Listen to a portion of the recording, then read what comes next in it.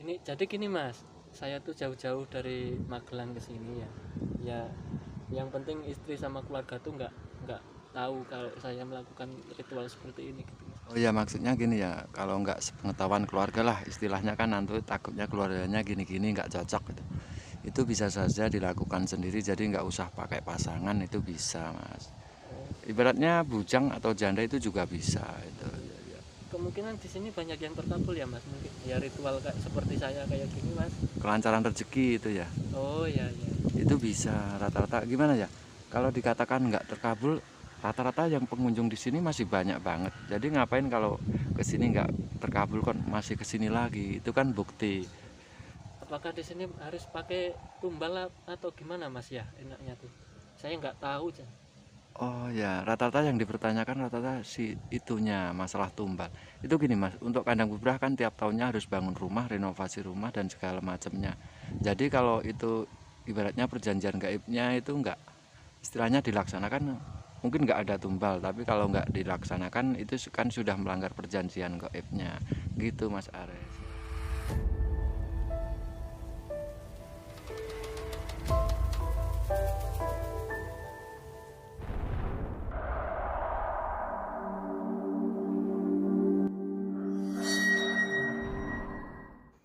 Berjumpa kembali di channel Yona Musik Yona Misteri.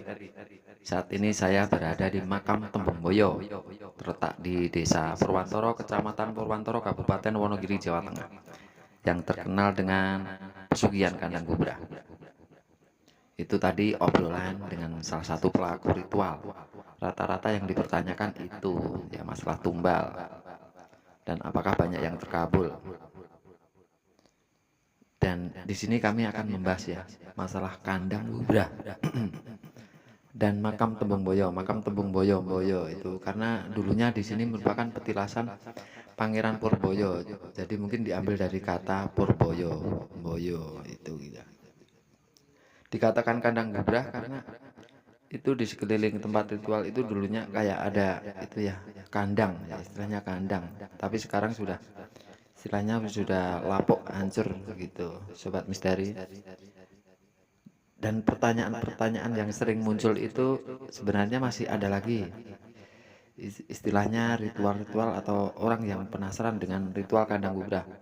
Yang pertama adalah usaha ya, karena untuk ritual kandang kubrah atau pesugihan kandang kubrah itu masalah usaha itu harus, karena kemarin saya juga mengantar salah satu istilahnya ingin melakukan ritual tapi dia nggak punya usaha, akhirnya sang kuncen nggak mau menerima dan dibatalkan dan dikatakan pesugihan kandang kubrah. Sebenarnya ini bukan pesugihan tapi sesuunan, karena gini ya, sesuunan tempat ritual di makam Tembung Boyo karena seringnya orang terkabul, jadi istilahnya biar gampangnya dikatakan pesugihan gitu. Sebenarnya ini sesuunan. Sesuwunan sama pesugihan itu beda loh. Kalau sesuwunan itu tidak ada tumbal, sedangkan pesugihan itu rata-rata dia menggunakan tumbal. Selain pertanyaan-pertanyaan yang tadi, ada juga yang mempertanyakan berapa kali kita melakukan ritual di pesugihan kandang kubrah, apakah 1 kali atau 3 kali atau berapa. Untuk ritual pesugihan kandang kubrah itu dilakukan 7 kali, dan rata-rata yang ingin melakukan karena 7 kali kalau orang jauh ibaratnya orang Sumatera ya susah juga, tapi di sini biasanya kalau sudah melakukan ritual 1 kali itu udah nampak lah, istilahnya udah ada perubahan dengan usahanya, istilahnya bakul buah itu usahanya udah mulai rame gitu. Jadi dia biasanya ingin kembali ke situ biar tambah rame atau biar gimana. Dan sedangkan untuk renovasi itu ya harus dilakukan. Itu biasanya tiap tahun untuk renovasi rumah, dan biasanya renovasi itu rumah itu depan atau belakang, nggak boleh samping kanan atau samping kiri. Yang direnovasi itu depan atau belakang rumah yang kita tinggali. Dan untuk pertanyaan selanjutnya biasanya tentang mahar. Maharnya berapa Mas? Habis berapa? Karena orang jauh itu uang sakunya ibaratnya sangune lah. Sangune nek mepet kan ya sia-sia wis kadung atuh-atuh tibake sangune mepet. Untuk biaya ritual itu, sarana ritual itu kisaran 200, dan sang kuncen itu kisaran ya 200, ya 400 lah untuk sekali ritual. Dan ini pirantine sarana ritual. Ada kembang, ada kapas, dan ada juga rokok dan minyak wangi. Itu sarana ritual di pesugihan Kandang Gubrah. Ini disediakan sang kuncen, jadi Anda tinggal ngijoli lah, membeli mahar lah, itu 200-an ini kisaran. Ada panggangnya juga, selain kembang juga kapas, rokok, ada juga ini panggang ini yang lama buatnya. Jadi untuk pembuatan sarana pirantine ritual ini agak lama. Nah, ini panggangnya yang dibuntel ini ya. Jadi Anda ini enak gini, kalau pagi ya ritualnya, kalau hari-hari biasanya kan siang duhur. Anda pagi datang, istilahnya ke kuncen dulu, habis itu ingin lakukan ritual nembung, mau lakukan ritual di Kandang Gubrah. Habis itu kan pirantine di cepakne sang juru kunci, kita tinggal ganti uang piranti 200-an tuh. Dan prosesnya ritual itu biasanya berapa lama, Mas? Untuk proses ritual itu biasanya cuma sekitaran 1 jam, tapi untuk pembuatan sarana ritual itu yang sedikit lama. Jadi kalau Anda orang jauh, enaknya datangnya pagi. Pagi itu kan kita sudah datang, habis itu kita nunggu di situ kan buat panggangnya. Biasanya yang lama buat panggangnya untuk sarana ritual. Habis panggang jadi kan udah beres semua, dan piranti-pirantinya wis komplit, tinggal lakukan ritual.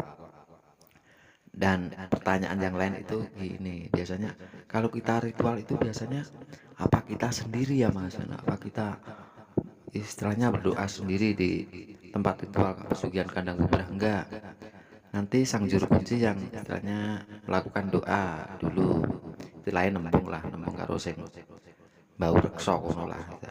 Setelah nembung, akhirnya jenengan dipanggil untuk melakukan apa tujuan dan keinginan Anda ke tempat ritual pesugihan Kandang Gubrah itu, sobat misteri. Jadi intinya kalau Anda ingin melakukan ritual pesugihan Kandang Gubrah itu, yang pertama usaha harus ada, dan yang kedua itu renovasi rumah, itu tiap tahun harus dilakukan. Itu sobat misteri. Jadi yang pertama usaha, itulah. Karena istilahnya di sini cuma lantaran, nggak kayak uang goib, tahu-tahu datang 1 guci uang, itu bohong, itu nggak ada itu. Yang benar ya ini sesuunan, istilahnya berdoa pada yang kuasa, dengan lantaran berdoa di situ, dan akhirnya rezekinya lancar, aura rezeki kebuka, kita rezekinya jadi lancar. Dan itulah biasanya wong Jawa kan istilahnya niteni, kenapa kok melakukan ritual di situ kok ya ndelalah, itu kok banyak yang terkabul, semakin banyak yang terkabul. Saking banyak orang yang terkabul dikatakan pesugihan. Dan saya mencari informasi, saya ngobrol-ngobrol sama sang kuncen, di sini bukan pesugihan, di sini itu sesuunan, Mas, istilahnya gitu. Jadi kalau dikatakan pesugihan kayaknya gimana ya, kurang pas banget itu menurut sang kuncen itu. Oh ya, di sini ya masalah tumbal, saya teringat dengan kisah Mbak Bunga. Dia pernah mau dijadikan tumbal pesugihan tuyul, karena untuk tumbal daerah lain lah, itu di daerah Semarang itu diambil dari orang lain juga bisa. Jadi banyak sekali ya istilahnya pesugihan yang makan tumbal orang lain. Sekarang kita simak ya cerita nih Mbak Bunga tentang mau dijadikan tumbal, dan akhirnya dia ditolong oleh seorang nenek yang tinggal di rumah Belanda, karena dia punya istilahnya ilmu lah, kebatinan yang kuat banget, yang katanya kayak cempaka putih. Simak ya ceritanya Mbak Bunga yang dijadikan tumbal ternyata nggak jadi. Oh ya Bunga, ini nama samaran ya, nanti kalau setelah kan tak jadikan cerita. Tujuan cerita itu biar kita semua itu padalah kalau zaman sekarang itu masih ada jenis pesugihan, jenis apalah istilahnya berbau hitam, mesti ada tumbal gitu. Biar nggih pelajaran. Jadi kalau tak upload itu intinya cuma itu buat pembelajaran biar semua waspada. Gitu Mbak Bunga. Ya terima kasih sebelumnya Mbak Bunga. Aku mau cerita, namaku Bunga. Itu kejadian udah berapa tahun lewat ya. Aku tuh dulu itu awal mula itu diajak jalan-jalan kan ke ini apa namanya di Kapuan gitu, Kapuan Randu ya. Di situ tanteku tuh lagi cari kayu. Jadi aku disuruh nunggu, katanya gini, Bunga kamu tunggu sini ya gitu. Tante mau agak ke sana gitu kan mau cari kayu iya gitu. Jadi pas di Kapuan itu kan itu gudang kapuk ya. Jadi atasnya itu jalan raya. Nah, jadi ada bapak-bapak naik sepeda. Naik sepeda itu dia itu sama anak kecil tapi dia bukan manusia gitu. Anak kecil tuh ya laduyul kan. Jadi Bunga kaget. Dia berdiri, kecil dia berdiri, cuma dia pakai baju kodok yang Bunga nampak kan berdiri gitu. Habis itu Bunga liatin, dia panggil-panggil, habis itu Bunga ketakutan lari, jadi tanteku ku tinggal kan. Jadi ku lari, jadi sendalnya ku tinggalkan gitu-gitu aja. Nah sampai rumah itu aku langsung buka pintu Bunga tendang, habis itu Bunga langsung tertidur di kamar nenekku. Setelah udah tidur situ napasnya kayak sesak gitu, jadi langsung tiba-tiba nggak bisa ngomong kayak orang ketakutan gitu. Jadi setelah nenekku dateng, tanteku habis itu pulang nyari ini kan kenapa gitu badannya panas. Setelah itu mau dikasih makan, nampaknya itu nasi itu nampaknya itu singgat ya kayak ulat gitu. Jadi kalau dikasih makan itu nampaknya cacing, kalau dikasih minum air putih mau dikasih air putih itu nampaknya itu darah gitu. Jadi lama-lama badannya kurus, nggak mau makan Bunga.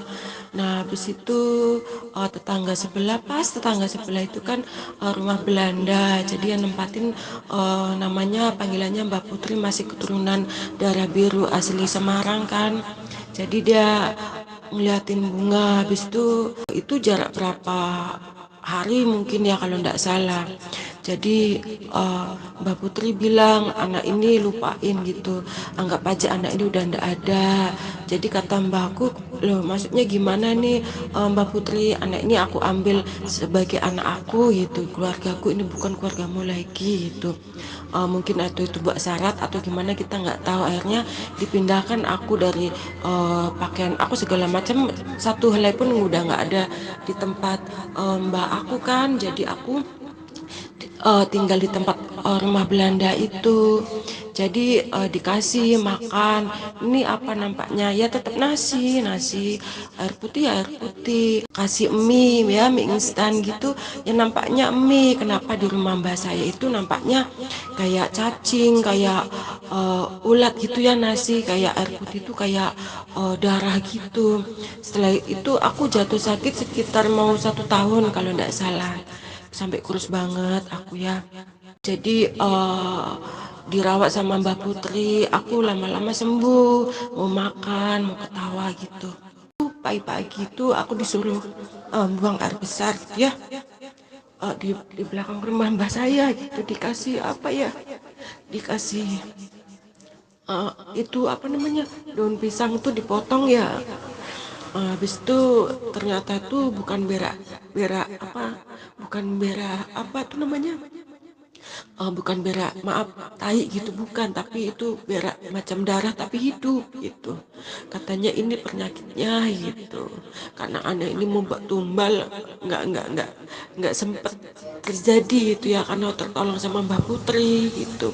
Cuman dengar cerita konon itu Mbak Putri itu punya punya apa namanya, punya ilmu dari bunga cempaka, tapi nggak tahu juga simpang siurnya begitu. Kayak gitu, sebelum Mbak Putri wafat, Mbak Putri bilang katanya, "Oh, Bunga, nanti kalau kamu udah besar jangan jangan melawan sama nenek kamu," gitu. Katanya nggak boleh ngelawan sama nenek, jadi suruh jadi orang yang benar gitu katanya. Jadi kata Bunga ya iya gitu. Setelah dia berapa tahun, entah berapa tahunnya Bunga udah lupa. Habis itu dia wafat, meninggal kan, kayak gitu. Ya itu ceritanya sih gitu. Tapi sebetulnya nih cerita Bunga tuh banyak banget yang Bunga diperkosa orang. Pokoknya sering dilecehkan sama laki-laki tuh banyak. Tapi kan Bunga nggak mau cerita kayak gitu. Ini nih kisah nyata dalam perjalanan hidup Bunga lah gitu. Udah korban membuat tumbal walaupun tidak jadi. Setelah gadis tumbuh dewasa, gadis itu dahulu apa namanya, diperkosa orang juga iya gitu. Entah Bunga ini salah apa, kadang-kadang bingung. Punya tetangga itu pun nggak bagus, orang yang kakak beradik, laki-laki cowok itu tetangga kan, dia pun lihat nggak bagus juga. Pokoknya banyak terjadilah. Kalau dipikir Bunga itu dari kecil tuh hidupnya sengsara, makanya pikirannya itu kacau karena mengingat masa lalu tuh suram kayak gitu sampai sekarang kayak gini.